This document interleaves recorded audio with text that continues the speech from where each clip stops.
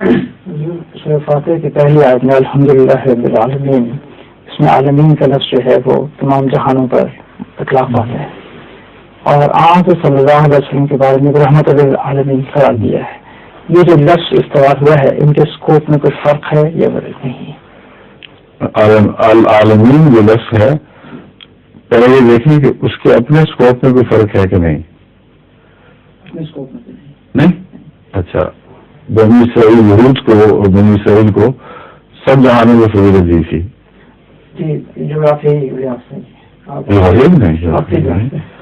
حضرت مریم کو تمام دنیا کی عورتوں کو فضیلت بخشی گئی ہے، اور حضرت فاطمہ رضی اللہ تعالیٰ عنہ کو بھی سید النساء فرمایا گیا ہے.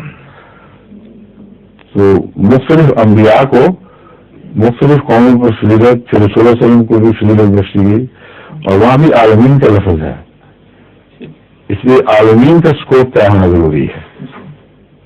سمجھے؟ ایک دفعہ اراضی میں جب درس شروع ہوئے تھے اس میں نے لفظ عالمین پر اس پہلو سے بحث کی تھی. میں کہتا جو العالمین ہے یہ ہر شخص کے تصور کے مطابق بدل جاتا ہے، اور ہر قوم کے تصور کے مطابق بدل جاتا ہے، ہر زمانے کے تصور کے مطابق بدل جاتا ہے.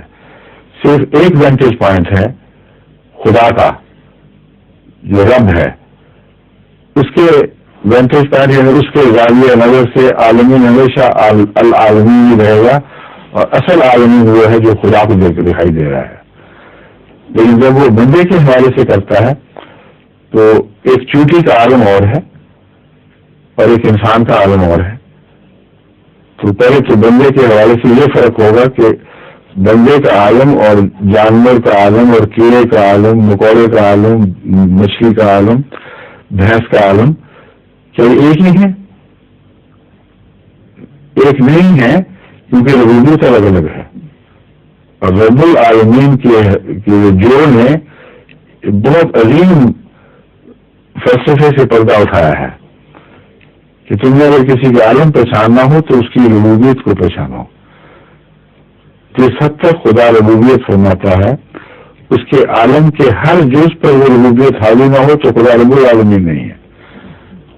اور کہیں کسی کیڑے کو گند کھلا رہا ہے اور اس کی ساری ضرورتیں پوری کر رہا ہے، تو اس کیڑے کا عالم کہاں اور کہاں ایک انسان کا عالم. پھر مذاہب کے عالم میں اتنا فرق کہ کہیں صرف حلال کی بحث ہو رہی ہے، کہیں طیبہ بھی شاید لگا دی گئی ساتھ.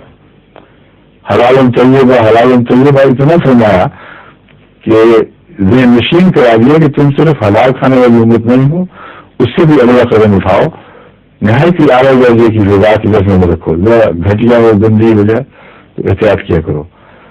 تو اب یہ دیکھیں عالم کتنے پیدا ہوئے، کتنے مختصر، کتنے وسیع، اور ان کی کوئی انتہا نہیں ہے. اس لیے اس کانٹیکسٹ میں اگر کوئی سوال بنتا ہو تو یہ کریں. ٹھیک ہے، آپ سنائیے. ظہور مہدی آخر زمان